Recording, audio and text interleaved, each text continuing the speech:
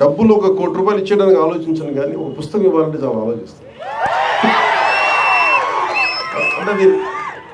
అంటే పుస్తకాన్ని ఇవ్వాలి అంటే నిజంగా నా సంపదని ఇచ్చేసి, అంటే నా కర్ణుడి కవచకుండలాలు ఎలా కోసేస్తే బాధపడుతుందో నాకు తెలియదు, కానీ నా పుస్తకం ఇవ్వాలంటే మటుకు చాలా కింద మీద పడిపోతాను. ఇవ్వాలి అవుతుంది. అందుకని ఏంటంటే కొంతమంది అడిగినప్పుడు, ఈవెన్ నా పిల్లలు అడిగినప్పుడు కూడా వాళ్ళకి కావాలని ఇంకో కాపీ కొనిచ్చిస్తాను తప్ప నా పుస్తకాలు ఇవ్వడానికి ఇబ్బంది పడతాను. అంత మమకారం నా పుస్తకాలు.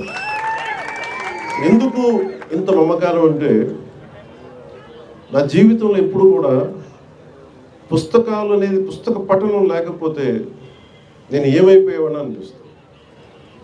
నేను ఇంటర్వ్యూని కూడా ఎందుకు మధ్యలో ఆపేశానంటే, చదువుకోలేక కాదు, మార్క్స్ తెచ్చుకోలేక కాదు, బాగా చదివేవాడిని. కానీ ఎందుకంటే నేను కోరుకుంటున్న చదువు పుస్తకాల్లో లేదు, క్లాస్ రూమ్లో లేదు. అందుకు నేను ట్యాగూర్ గారి ప్రేరణతో, అంటే రవీంద్రనాథ్ ట్యాగూర్ స్కూల్కి వెళ్ళకుండా ఇంట్లోనే కూర్చొని నేర్చుకున్నారంటే, అది నేను కూడా ప్రేరణ తీసుకొని ఆయనలాగే చెట్లు చేమలు మొక్కలు చూస్తాం. మా దగ్గరికి అంత లగ్జరీ లేదు, పెద్ద ఉద్యానవనాలు లేవు.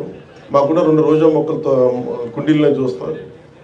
పుస్తకాలు పెట్టుకొని, క్లాస్ పుస్తకాలు పెట్టుకుని రోజా పువ్వులను చూస్తూ ఉండిపోయాడు.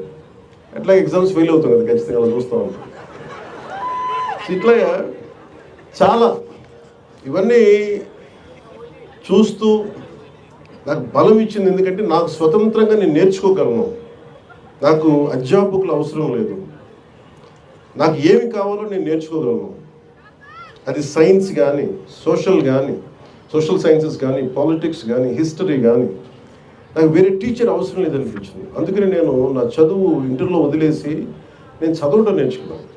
నేను చదువు ఇంటర్ ఆపేశాను, కానీ చదవడం ఎప్పుడు ఆపలేదు. ఈరోజు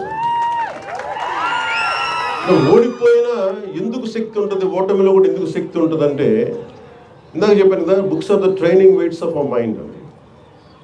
చదవటం వల్ల మనకి మానసిక శక్తి చాలా బలపడుతుంది, మామూలు బలం రాదు.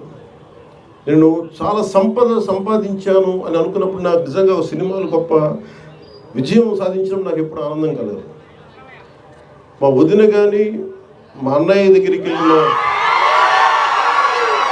అంటే నాకు ఈ బుక్ ఫేర్కి రాగానే నాకు ఎక్కడో మద్రాసులో ఇప్పుడు చెన్నైలో ఒక తెలుగు ఇట్లాగే బుక్ ఫేర్కి వెళ్ళేవాడిని. అక్కడ బుక్ ఫేర్ జరిగేది, తెలుగు సెక్షన్ కూడా ఉంది.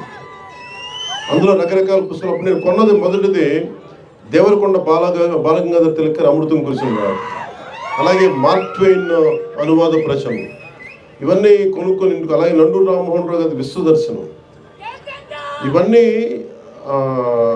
మనకి ఇంటికి వచ్చి ఎప్పుడు ఓపెన్ చేయాలి అవి, ఆ కొత్త పుస్తకాల వాసన అది మర్చిపోలేము. ఓపెన్ చేయగానే దానికి కొత్త సువాసన ఉండదు. అంటే వర్షం చినుకు పడ్డప్పుడు ఎండిపోయిన నేలకి మట్టి వాసన ఎలా ఉండదు, ఒక కొత్త పుస్తకాన్ని తీస్తే ఆ వాసన, దాని ఎంత మొత్తుగా ఉంటుందో ఒక పుస్తక పీరియడ్గా తెలుసు దాని భావన.